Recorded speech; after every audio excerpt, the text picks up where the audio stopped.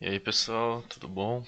Então vou começar aqui a parte do PET 3 do sexto ano. Eu vou comentar as atividades com vocês.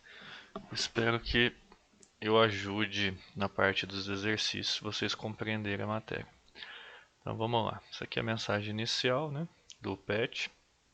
Aqui é a semana 1, a unidade temática. Está falando sobre a invenção do mundo clássico e o contraponto com outras sociedades. Objetivo o objeto de conhecimento, que é a coisa que é o tempo que vocês vão estudar. Os povos da antiguidade da África, no caso os egípcios, no Oriente Médio os mesopotâmicos e nas Américas os pré-colombianos. As habilidades aqui, no caso, os professores que veem esse código sabem qual a parte da habilidade que vocês têm que desenvolver, que é identificar os aspectos e formas de registro das sociedades antigas da África, Ásia, Oriente Médio e nas Américas, distinguindo alguns significados presentes na cultura material e imaterial na tradição oral dessas sociedades. No caso, cultura material seria sintetizada, né? Seria as construções, os parques, tudo quanto é coisa que você pode pegar, o que é palpável é material. E material são as músicas, cultura, religião, etc. Os conteúdos relacionados aqui que a gente vai estudar: economia, modo de viver no Egito, funções do faraó, etc. Então vamos direto lá para os exercícios. A gente tem um pequeno texto aqui: descoberto o berço da humanidade da África. É importante que vocês leiam esse texto, tá? Eu vou pular ele somente para comentar as questões, para ajudar vocês a fazer. Mas é importante vocês lerem esse texto antes de vocês começarem a fazer, certo? Então vamos lá. Número 1. Todos nós sabemos que o continente africano protagonizou, quer dizer, ele foi protagonista, ele foi o primeiro a ter o surgimento da humanidade. Lá foram encontrados os fósseis mais antigos do planeta e todas as pesquisas apontam para lá como o lugar onde tudo começou, no caso, o desenvolvimento do homem. Para além da origem da humanidade, a África também foi palco da construção de grandes civilizações. Entre essas civilizações podemos destacar a do Egito Antigo, sociedade que se organizou às margens do rio Nilo. Observe o mapa atual da África e o que destaca a região do Egito Antigo.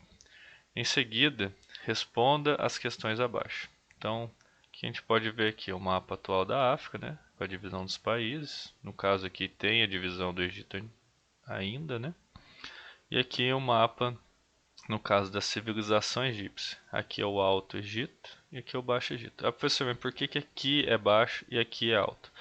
Porque aqui nessa região é uma região montanhosa. Então o rio nasce aqui e ele vai descendo até a região do mar, que é uma região mais baixa, certo? Então é só imaginar quando vocês forem para a praia ou quando vocês descerem uma montanha, imaginar assim que o rio nasce na montanha e deságua na parte mais baixa. Então vamos lá. A. O que você sabe a respeito do continente africano? Bom, você vai ter que mencionar algumas coisas do continente africano. Então, exemplo, tem um deserto que chama Deserto do Saara, tem o Rio Nilo, que é um dos maiores rios do mundo, em extensão e volume d'água. Você pode falar dos países, você pode falar da cultura, tudo isso você pode falar nessa A. B. Você já ouviu falar no Egito Antigo? O que você sabe sobre essa civilização? Bom, no caso são perguntas mais pessoais, então você vai responder o que você realmente ouviu falar. O que você ouviu falar do Egito? Tem alguma religião, alguma construção famosa que você se lembre e tal? Daí você coloca aqui.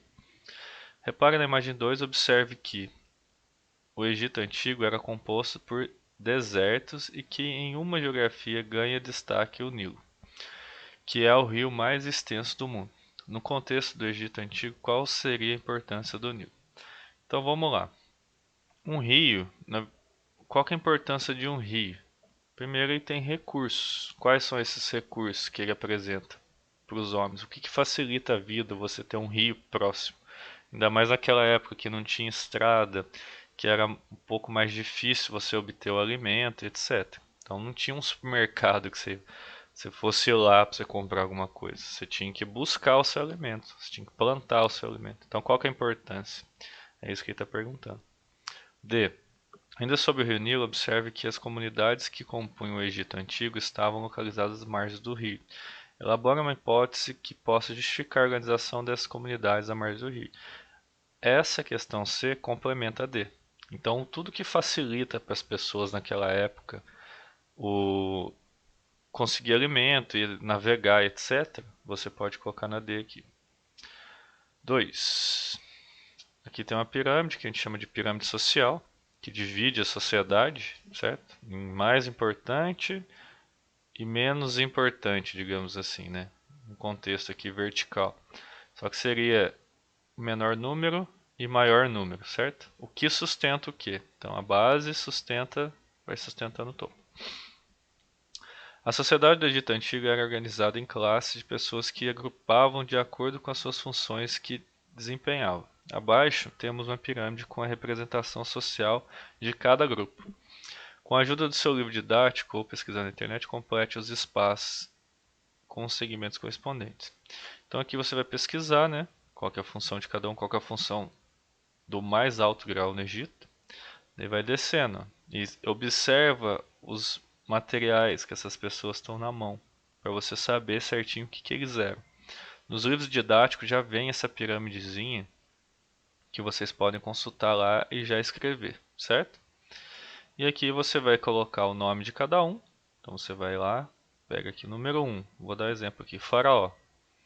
Daí você escreve aqui Faraó e qual que é a função dele? A função dele é governar, ele tinha várias funções, mas a função principal era governar o Império do Egito, certo? E daí você vai só completando com os outros aqui que você for encontrando no livro didático, o nome de cada um. Descendo aqui mais um pouco, número 3. A religião da sociedade egípcia era politeísta, ou seja, eles acreditavam em vários deuses. Então, se você for pegar como base o cristianismo, o catolicismo, no caso, como a maior parte da população brasileira só tem um Deus, que é o Deus que criou tudo, certo? Que está no livro da Bíblia que chama Gênesis. Politeísta, poli vem de muitos, igual a quadra poliesportiva, quer dizer que essa quadra você consegue praticar vários esportes, certo? Então eles tinham vários deuses, eles tinham deus do céu, deus do sol, deus da cheia do Nilo, deus da morte, e assim vai. Existia o deus sol, da agricultura, dos mortos, entre outros tantos. Aí já está explicando. Cada cidade-estado do Egito Antigo tinha o seu deus protetor.